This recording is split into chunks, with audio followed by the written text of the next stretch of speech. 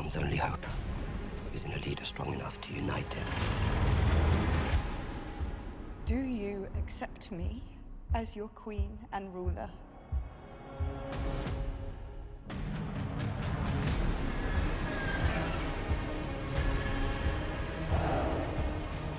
This senseless war must end. Shall none of us prevail? Not like this. Alison told love for our enemy. That makes her a fool.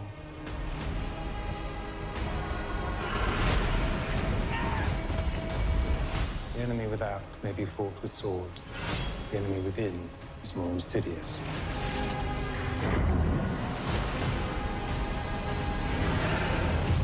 There is more than one way to fight a war.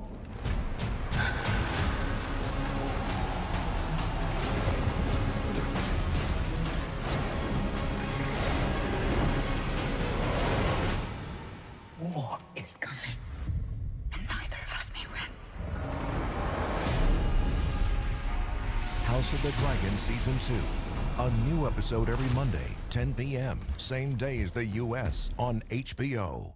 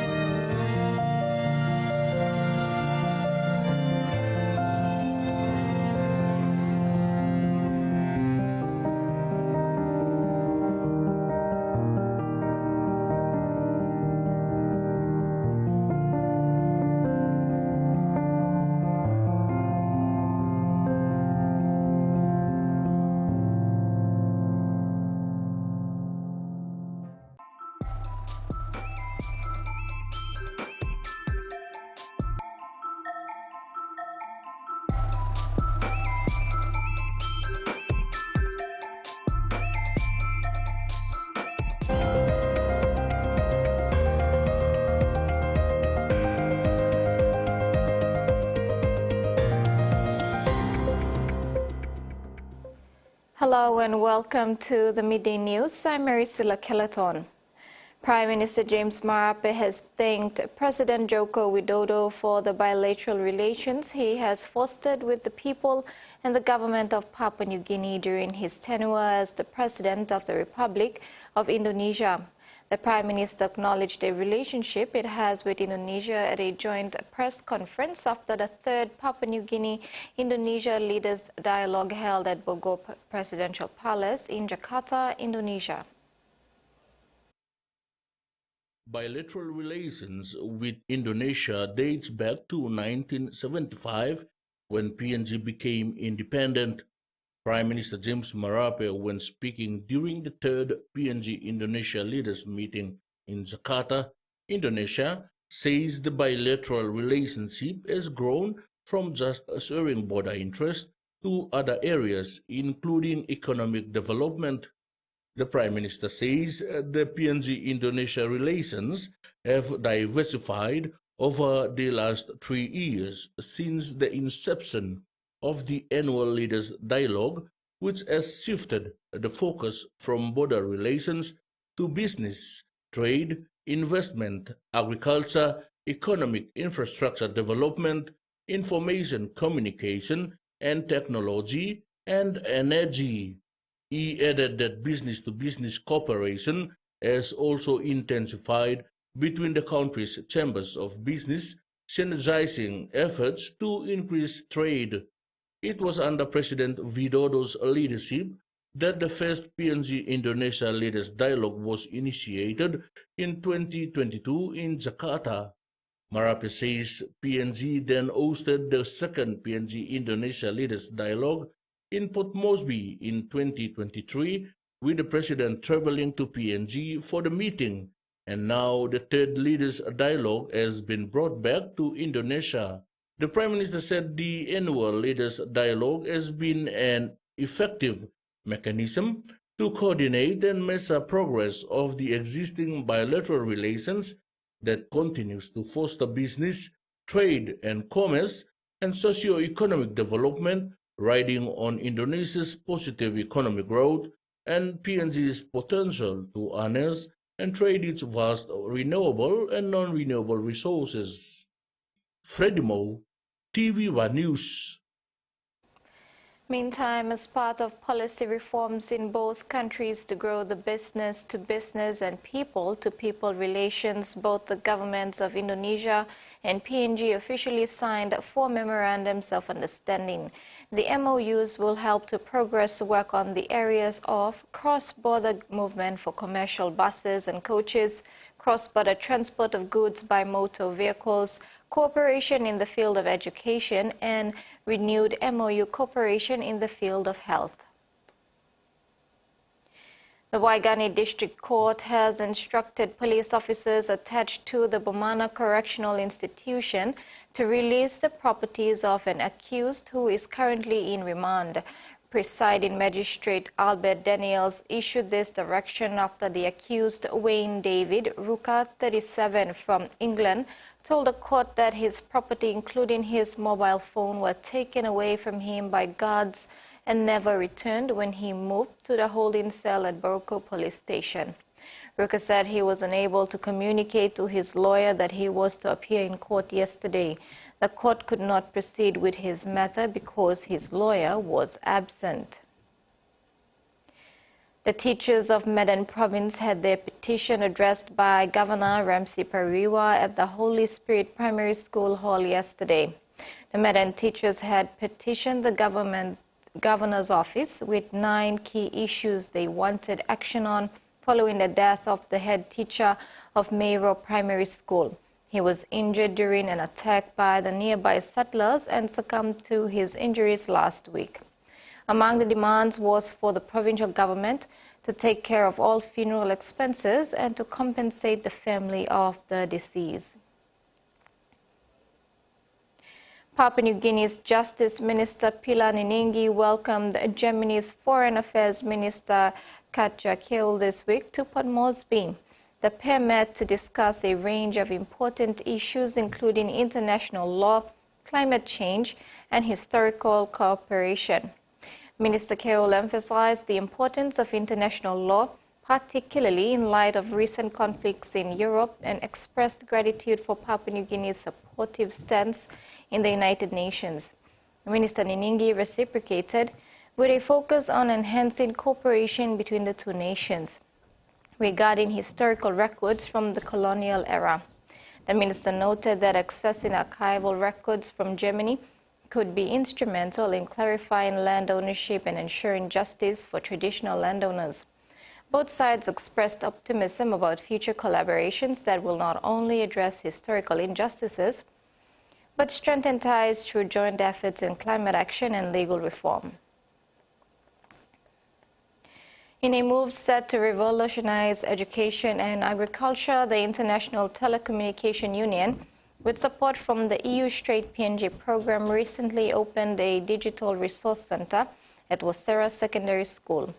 Powered by a solar system installed by UNDP, this facility enhanced access to ICT, e-commerce and online marketing, benefiting from students and local farmers. Teachers highlighted the transformative impact of the new technology, noting improvements in teaching and learning efficiency.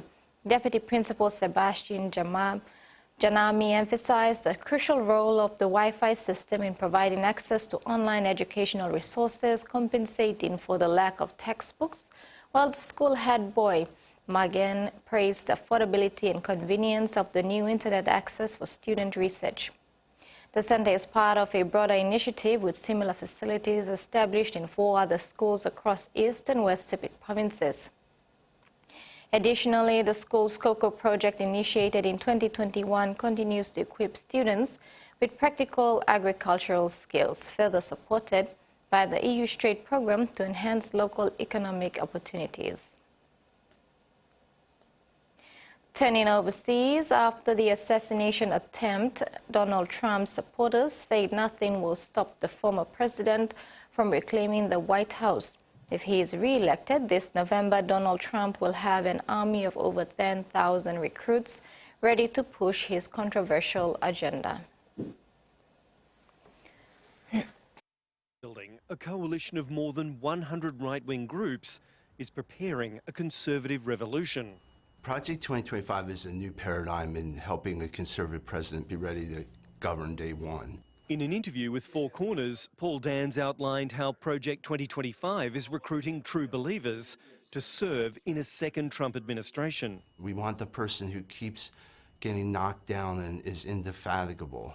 I mean, I actually think of Aussies a lot like that they're always popping up to the top and they have this kind of shit-eating grin on their face. But critics of Project 2025, like former Department of Justice lawyer Erica Newland, warn that stacking the public service will lead to authoritarianism. What Donald Trump wants is our political stooges who will be loyal not to the office of the president, but to the person of the president and whatever his dreams or whims are. Trump ally and former acting Homeland Security Secretary Chad Wolf says a so-called deep state of unelected civil servants worked to derail the first Trump presidency. What we saw during the Trump administration is you saw career officials disagreeing with the president. Disagreeing in the sense, and even going so far as to say, I'm going to disrupt or sabotage your agenda. Paul Dans says Project 2025 has already been swamped by budding recruits from all over the United States who want to be part of the Trump administration. We have a database with over 10,000 people from all walks of life, entering into this, aspiring to serve. Project 2025 aims to remove any bureaucrat who resists the president. Critics warn that replacing them with loyalists will enable Trump to carry out a radical agenda. Donald Trump has promised that if he becomes president again, he would harness the Department of Justice to go after the people he perceives as political enemies or as somehow disloyal. Project 2025 says its army of recruits will be ready to serve a re-elected Trump from day one of his presidency. An inquiry into the troubled Roselle interchange has found that transport planners should have predicted the traffic chaos that unfolded. A parliamentary committee has also found that traffic was deliberately managed in a way that would boost the sale price of West Connex. When the Roselle interchange opened last year, drivers who were promised a dream run encountered a nightmare. Now, a parliamentary inquiry's found the previous government had been driving traffic volumes to make its toll road more attractive to investors. Decisions were made to funnel more traffic onto the motorway and onto Roselle interchange so that when it was sold, the state would benefit. Improvements at the so-called Spaghetti Junction only shifted the problem further down Victoria Road. Shockingly, the government knew that the streets were going to be congested with Roselle interchange. So the modelling showed that it would be a nightmare. The government says the average morning peak travel time on Victoria Road between the Gladesville and Anzac bridges was 25 minutes in March, roughly the same as the year before, while the average travel time on the City West Link between Parramatta Road and Victoria Road reduced from 27 minutes in March 23 to about 22 minutes in March 24. But residents in suburbs like Drummoyne say getting around their local roads remains a headache. Streets that access Victoria Road have now become congested, and many of them have become rat runs for people trying to escape the congestion on Victoria Road. The government's about to release the final report into Sydney's wider toll road network. The interim report earlier this year recommended a major shake-up, including distance-based tolling.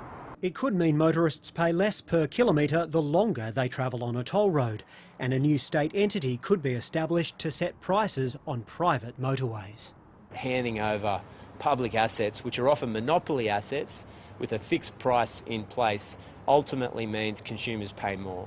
Transurban, which owns almost all the city's toll roads, says it's delivering substantial time savings for its customers. It is just one game away from the grand finale in all categories, with the final deciding matches this Sunday, July 21 at the Tarama Aquatic Centre 2024. The high level of competition and the electrifying atmosphere made for an unforgettable day of volleyball. Tomorrow will be an electric night of rugby league as the state of origin decider lands at Lang Park in Brisbane. There's a reason this venue is also known as the Cauldron. It's considered a bit of a stronghold for the Maroons. Queensland has won 65% of state of origin matches played here and 4 of the past 5. And in terms of deciders, the Maroons' track record is even better. They've won 11 of 13 deciders in Brisbane. The official squads for the decider were announced early last week. Blues coach Michael Maguire opted not to tweak the winning formula from Game 2 too much. Meanwhile, Maroons coach Billy Slater had some tougher choices to make. And that's been the news update for today. Join us at 6 p.m. for our main bulletin. Bye for now.